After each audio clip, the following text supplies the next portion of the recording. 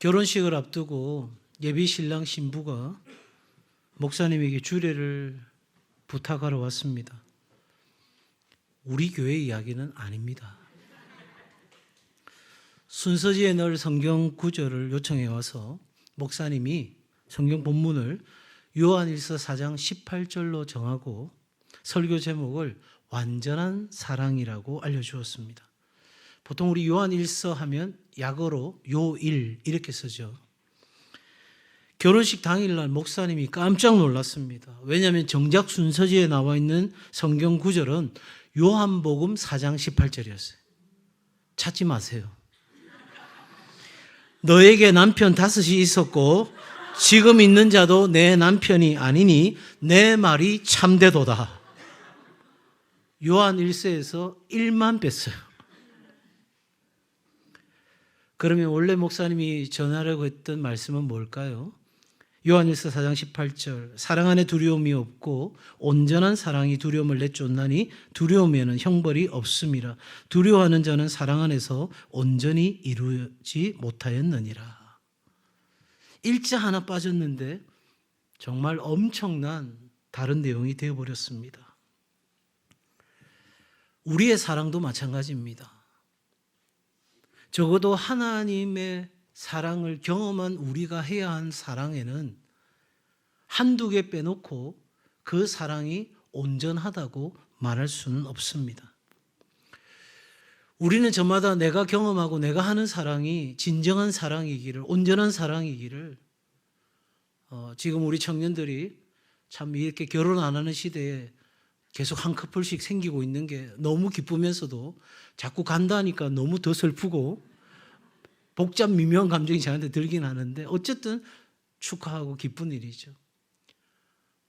화성에서 온 남자와 금성에서 온 여자가 만나서 한 가정을 이루고 살아가려고 할 때에 서로의 사랑이 진정한 진실한 사랑이기를, 정말 완전한 사랑이기를 바랍니다.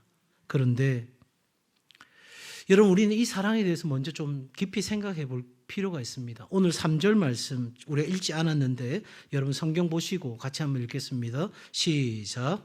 내가 내게 있는 모든 것으로 구제하고 또 내 몸을 불사르게 내줄지라도 사랑이 없으면 내게 아무 유익이 없느니라. 아멘. 자, 보세요. 내게 있는 모든 것으로 구제했어요. 적금도 깨고 집도 팔아가지고 모든 것이에요. 그리고 다른 사람을 돕는데 썼어요. 사랑이에요, 아니에요? 대답이 이렇게 좀 시원찮으셔요. 사랑이 아니에요. 사랑이죠. 자, 그 정도까지는 사랑이라 하셨어요. 내 몸을 다른 사람이 어려운 상황에서 생명이 위급한데 그 사람을 내가 살리고 내가 죽었어요. 사랑이에요, 아니에요? 사랑이에요. 나의 모든 것을 내어주는 이 희생적인 사랑, 사랑이죠. 요즘 이런 사랑을 어디서 만나겠어요? 그런데 사도 바울은 뭐라고 말하냐면, 그러할지라도 너의 모든 것을 가지고 다른 사람을 도와주고 심지어 너의 몸을 다른 사람을 위해 희생한다 할지라도 사랑이 없으면 아무 소용이 없다. 도대체 사도 바울이 말하는 사랑이 무엇이기에 내 것을 다 나누어 주는 구제, 내 생명을 내어주는 희생적인 이 모든 것보다 그 사랑이 우리에게 더 요구된다고 이야기하는 것일까?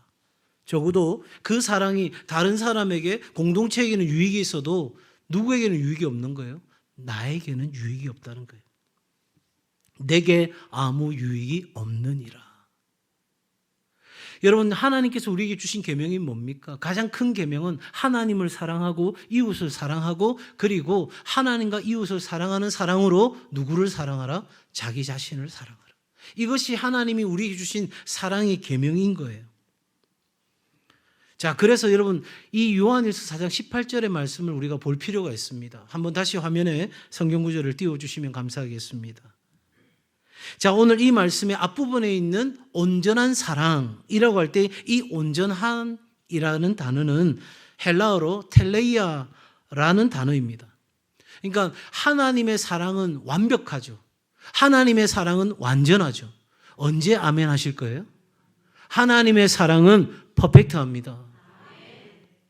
부족함도 빠짐도 그 어떤 것도 불순물도 0.001도 찾아볼 수 없는 100%의 사랑입니다.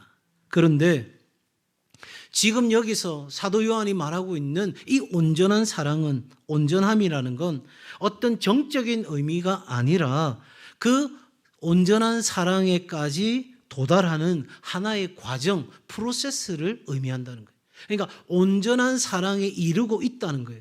그 사랑이, 그 하나님의 완전한 사랑이 있는데 우리가 그 사랑이 이르기까지 오늘 그 온전한 사랑을, 계속 지속적인 사랑을 사랑하되 낙심치 않고 끝까지 우리가 계속해서 사랑하는 그 사랑을 하게 되면 그 사랑은 우리 안에 있는 모든 염려, 근심, 걱정, 두려움을 내어 쫓을 수 있다는 거예요.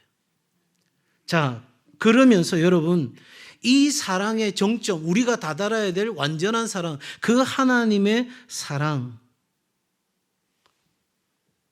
그것에 대해서 뒤에 후반부에 뭐라고 말하냐면 온전이라고 또 이야기합니다. 이 온전이라는 헬라어는 테텔리오타이라는 단어예요. 이 단어는 예수님께서 십자가에서 달려서 돌아가실 때에 외쳤던 그 7마디 중에 한 마디죠. 테텔레스타이, 다 이루었다. 바로 그 말씀과 같은 단어입니다. 여러분, 이게 뭘까요? 우리의 사랑은 계속해서 완전함에 이르기까지 가야 되는데 그 하나님의 사랑은 다 이룬 사랑, 완전한 사랑인데 그 사랑이 우리에게 그 어떤 구제와 그 어떤 희생보다도 있어야 우리가 하는 모든 희생적인 사랑이 하나님을 기쁘시게 하고 이웃을 유익하게 하고 누구에게도 유익이 된다? 나에게도 유익이 된다. 자, 요한일서 4장 10절의 말씀입니다. 사랑은 여기 있으니 우리가 하나님을 사랑한 것이 아니요 하나님이 우리를 사랑하사 우리 죄를 속하기 위하여 화목제물로 그 아들을 보내셨음이니라. 사랑이 어디 있어요? 여기 있어요. 어디요? 우리에게 없어요. 우리는 어떤 의미에서 보면 진정한 사랑이 뭔지도 모르고 살았어요. 나는 사랑인 줄 알았는데 그게 사실은 사랑이 아니었던 거예요. 여러분, 내가 살기 위해서는 누가 필요합니까? 당신이 필요합니다. 그렇잖아요. 나 혼자 살 수 있는 사람이 없어요. 그래서 인간은 사회적 동물이라고 이야기하죠. 너가 필요해요. 그런데 당신이 나에게 필요한 것을 위해서 우리는 사랑하는 거예요. 이게 생존을 위해 존재하는 사람들의 사랑인 거예요. 그러니 가장 이타적인 사랑도, 그 희생적인 사랑도 실상 뜯어보면 누구를 위한 사랑이에요? 나를 위한 사랑인 거예요. 그러니 사도 요한은, 그 사랑의 사도는 이야기합니다. 우리가 하나님을 사랑한 게 아니에요. 우리는 사랑할 줄도 몰랐어요. 사랑이 우리에게 아예 없었어요. 그런데 하나님이 우리를 사랑하신 거예요. 그러니 하나님께서 사랑할 수 없는, 사랑받을 수 없는 그 존재인 우리를 사랑하시기 위하여 그 아들을 다 내어주시기까지 이 사랑이 우리에게 나타나기 전까지는, 그래서 그 사랑을 내가 경험하기 전까지는, 그 온전한 사랑을 깨닫기 전까지는 우리는 하나님의 그 완전한 사랑이 우리 삶에 어떤 의미를 갖는지도 몰랐고, 우리가 하는 사랑이 왜곡된 사랑일 수도 있는데도 불구하고 우리는 그게 사랑인 줄 알고 착각하고 살았다는 거죠. 그러니 여러분, 아무 조건 없이 우리를 향한 이 하나님의 사랑을 깨달은 사람이야말로 그때로부터 온전한 사랑이 시작되는 거예요. 한번 같이 할까요?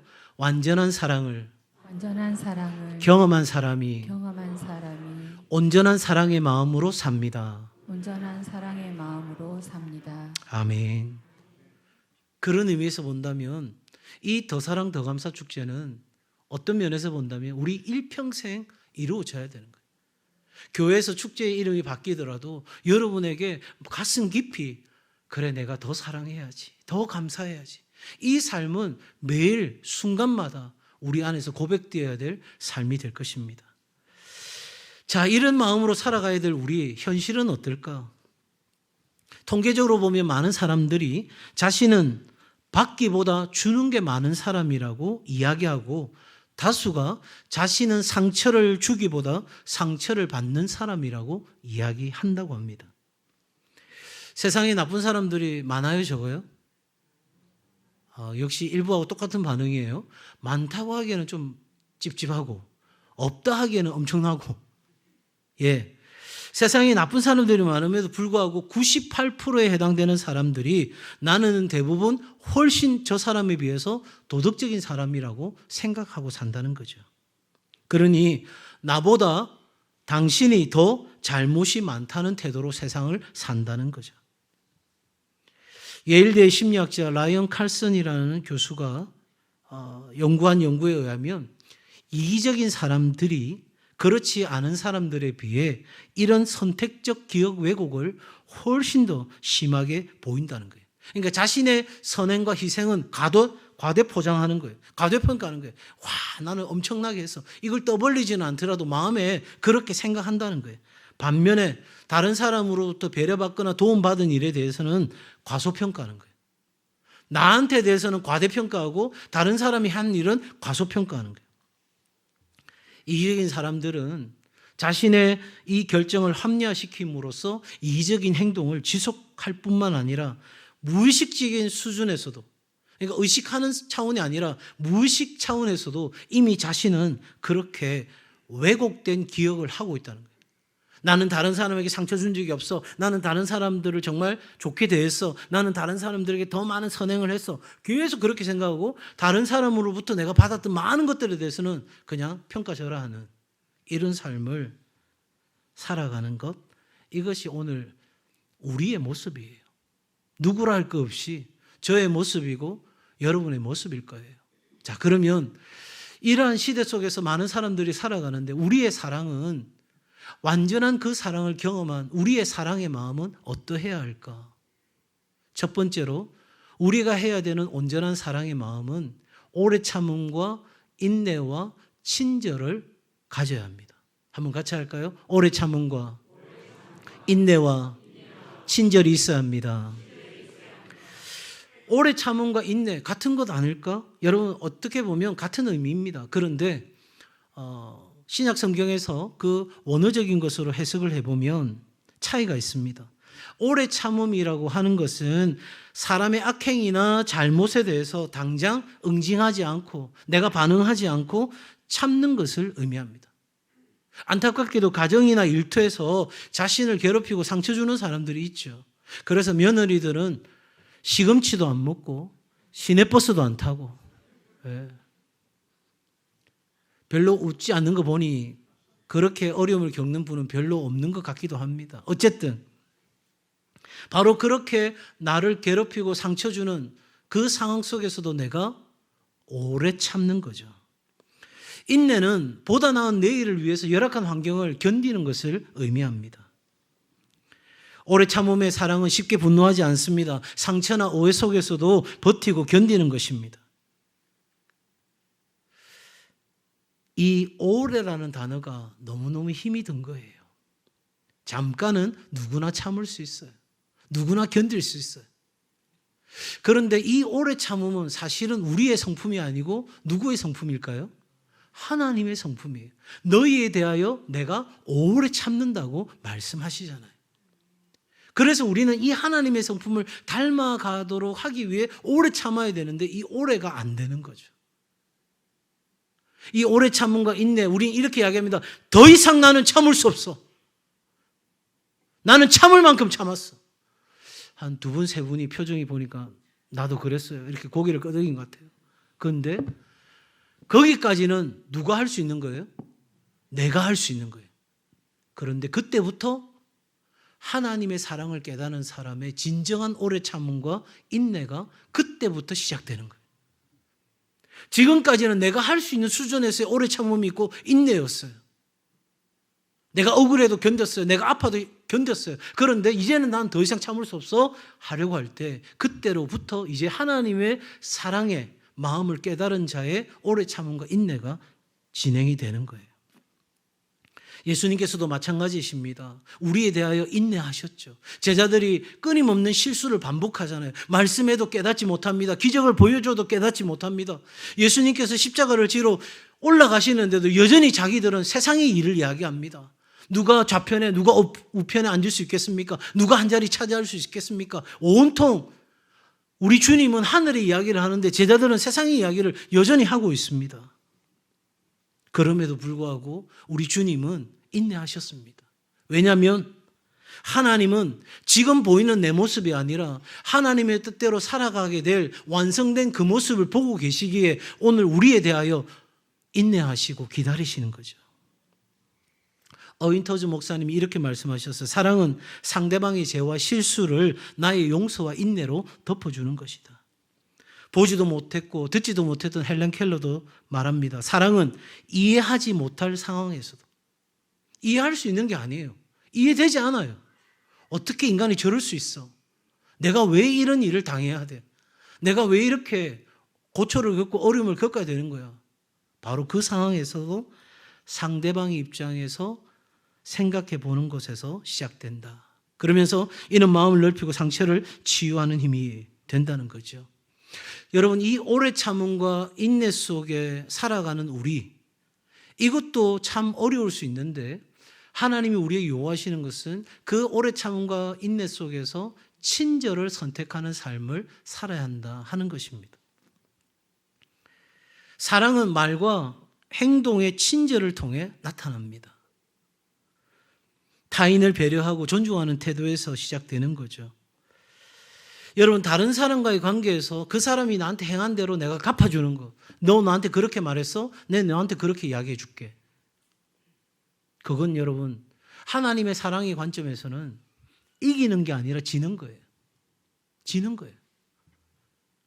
그러면 이기는 것도 아니고 지는 것도 아닌 것은 방금 말씀드린 것처럼 오래 참고 인내하는 거예요. 그러면 이왕 우리가 이 주님을 따라가고자 한다면 이기는 삶을 살아야 되죠. 이기는 게 뭘까요? 예수님이 이렇게 말씀하셨어요. 원수를 사랑하라, 원수를 위해 기도하라. 무슨 말이에요? 친절을 베풀라는 거예요. 누구에게요? 나를 괴롭히는 그 사람에게요.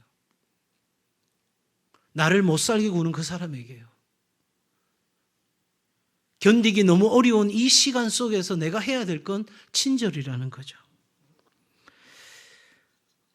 토론토 대학의 심리학자인 앤드류 말스의 연구에 의하면 친절을 베푼 사람은 다른 사람과 더 연결되어 있음을 느끼게 되고 자신이 친절을 베풀므로써 훨씬 더 도덕적인 사람이라는 느낌 때문에 자기 기분이 좋아진다는 거예요. 저는 주차할 때 이 아파트에 주차란이 심각하니까 주차를 하기가 어려울 때가 있는데 좁은 곳에 주차를 해야 될 때가 있어요. 그래도 제가 목사고 그래서 제가 그리스도인인데 주차를 할 때 양옆에 차가 있어요. 어느 쪽으로 더 붙여대는 게 맞는 걸까요? 가능하면 내가 내리는 곳이 불편하도록 차를 대야 되겠죠. 예, 몇 명 눈이 안 보입니다. 그렇게 어제 됐어요. 차를. 저 딴에는 양옆에 제 차보다 더 큰 차 2대가 있었거든요. 그래서 제가 아침 일찍 나가니까 충분하겠다 생각해서 차를 댔어요. 그리고 아침에 나갔는데 제가 타야 될 그쪽의 차가 약간 대각선으로 돼 있는 거예요. 제 이 몸으로 들어갈 수가 없는 거예요. 갑자기 열이 확 올라오더라고요. 뭐 이런 식으로 차를 대놨어. 그래가지고 뒤로 돌아가서 문을 열고 들어가지 않는 몸을 낑궈가지고 들어가 앉았어요. 여러분, 우리의 일상의 삶에서 친절을 하나 베푸는 것도 쉽지 않아요. 그런데 오래 참고 인내하는 그 과정 속에서 친절을 베푼다는 건 너무너무 어려워요. 그럼에도 불구하고 우리가 오래 참고 인내와 친절을 담은 이 사랑을 실천할 수 있는 유일한 한 길은 우리에 대하여 오래 참으시고 우리에 대하여 인내하시고 우리의 눈높이에 맞춰서 이 땅 가운데 오셔서 그렇게 모진 고난을 겪고 필요가 없는 그분이 우리를 위해 지신 거예요. 여러분이 하나님을 향해서 하나님 내 마음 아세요? 내가 이렇게 어려운 거 알고 계시냐고요? 그럴 때 하나님이 뭐라고 하실까요? 야야 나는 저 높은 곳에 있어가지고 네가 무슨 일을 겪는지 나는 모른다. 이빨 꽉 깨물고 잘 살아라. 이렇게 말씀하시는 하나님이 아니고 내가 안다. 내가 너를 안다. 너의 눈물과 너의 슬픔과 너의 염려와 근심과 고통을 내가 안다. 왜요? 주님이 친히 짊어지셨어요. 그러므로 우리도 이 오래 참음과 인내와 친절을 따라 온전한 사랑의 마음을 갖고 살아가야 할 줄로 믿습니다. 두 번째 한번 따라합시다. 온전한 사랑의 마음은 온전한 사랑의 마음은 다른 사람의 허물을 덮습니다. 다른 사람의 허물을 덮습니다. 여러분, 다른 사람의 허물을 덮으려면 뭐가 필요하냐면 첫 번째 이해가 필요한 거예요. 이해. 내가 그 사람의 입장이 되어보는 거예요. 그 사람의 내가 눈높이에 맞추어서 친절을 베푸는 그 사람으로 이해함으로 다가갈 필요가 있는 거죠. 성공한 사람들 7가지 습관이라는 책을 쓴 스티븐 코비가 이렇게 이야기합니다. 이해는 다른 사람의 마음속으로 들어가 그의 눈으로 보고 그의 마음으로 느끼는 것이다. 그러니 우리가 모든 사람을 감싸 안고 덮어주려고 한다면 우리에게는 바로 그와 같은 이해가 필요로 한 거죠. 이렇게 다른 사람 입장에 서볼 때 우리는 보다 더 우리의 온전한 사랑의 마음이 완성되어 가는 겁니다. 두 번째로 우리가 모든 것을 덮어주기 위해서는 우리에게 용서의 사랑이 필요합니다.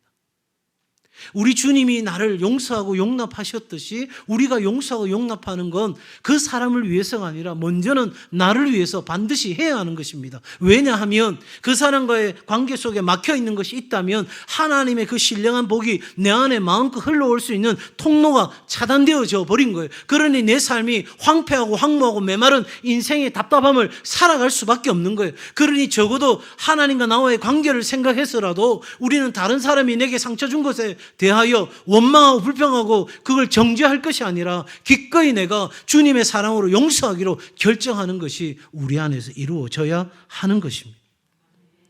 그런 용서를 선택하는 것은 우리 안에 예수의 마음이 있다는 것을 확증적으로 보여주는 것이죠. 더 나아가서 상대방의 약점과 실수를 감싸 안는 것이 필요합니다. 우리 하나님이 우리의 실수와 부족을 감싸 안아주지 않았다면 여기 살아남을 사람이 누가 있겠어요? 빌리 그레이엄 목사님이 이렇게 말씀하십니다. 사랑은 결코 판단하지 않고 오히려 그들의 실수를 덮어주는 것이다. 이것이 바로 그리스도의 사랑이다. 거짓된 길을 걸어가는데, 진리가 아는 길을 걸어가는데, 하나님을 떠나는 길을 걸어가는데 그거 다 덮어주라는 게 아니에요. 저는 교회 안에서도 정직하지 못한 일들이 일어나는 걸 봤어요. 누구보다 하나님을 사랑한다고, 누구보다 교회를 사랑한다고 하면서도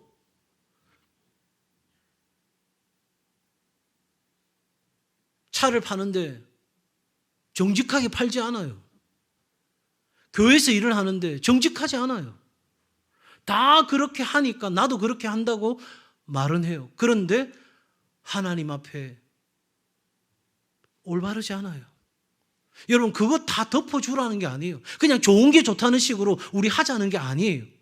오늘 성경에서도 말하죠. 불의를 기뻐하지 않고 진리와 함께 기뻐하는 거예요. 그러나 실수할 수 있어요. 잘못할 수 있어요. 그거 우리가 감싸주는 거예요. 누구의 마음으로? 하나님의 마음으로. 이 공동체가 건강하고 좋은 교회인 거예요. 사랑하는 여러분, 사랑은 모든 허물을 덮어줍니다. 그러기 위해서 이해와 용서와 감싸줌이 우리에게 필요하다는 것을 잊지 않으시기 바랍니다. 마지막으로 한번 따라합시다. 사랑은 희생적입니다. 사랑은 희생적입니다.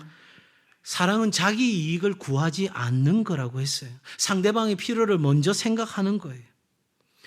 여러분, 이 온전한 사랑의 마음은 상대방의 필요를 먼저 생각하는 데서 시작되는 거예요. 예수님께서도 마찬가지입니다. 우리의 필요를 먼저 보셨기에 우리를 구원하시기 위해 이 땅 가운데 오셨습니다. 하나님을 사랑하십니까? 교회를 사랑하십니까? 그렇다면 나의 유익보다 하나님을 기쁘시게 하는 그 일, 하나님이 바라시는 그 일에 여러분, 우리가 먼저 생각해야 하는 거예요. 이 배려하는 사랑은 나의 이익을 넘어서서 상대방의 필요를 돌아보는 마음에서 이루어집니다. 나를 중심에 두지 않고 상대방을 중심에 두는 마음이 바로 이 배려하는 사랑입니다. 미국의 유명한 사회자죠. 오프라 윈프리는 이렇게 이야기합니다. 배려하는 사랑은 타인의 행복을 우선으로 생각하는 마음이다. 이처럼 온전한 사랑의 마음은 희생적이고 자기중심적이지 않습니다. 내 편의를 위해, 내 기쁨을 위해, 내 만족을 위해 사는 것이 아니라 기꺼이 여러분, 이 사랑에는 대가 지불이 따르는 겁니다. 나는 하나님을 사랑하고 교회를 사랑하고 다른 사람들을 사랑하는데 나는 내 것을 희생할 수 없다고 한다면 죄송하지만 그건 반쪽짜리 사랑입니다. 여러분은 지금까지 어떤 사랑을 해오셨습니까? 이 고린도전서 13장에 있는 이 사랑은 내가 할 수 있는 사랑이 아니야. 내 수준에서의 사랑이 아니야. 그건 정말 고귀한 사람들, 하나님을 위해 전적으로 헌신한 사람들, 그런 사람들에게나 해당되는 말이지 아니에요.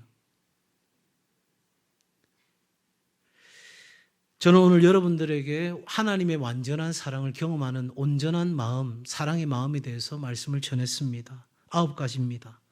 오래 참음과 인내와 친절, 이해와 용서와 감사줌, 그리고 배려와 희생과 이타심.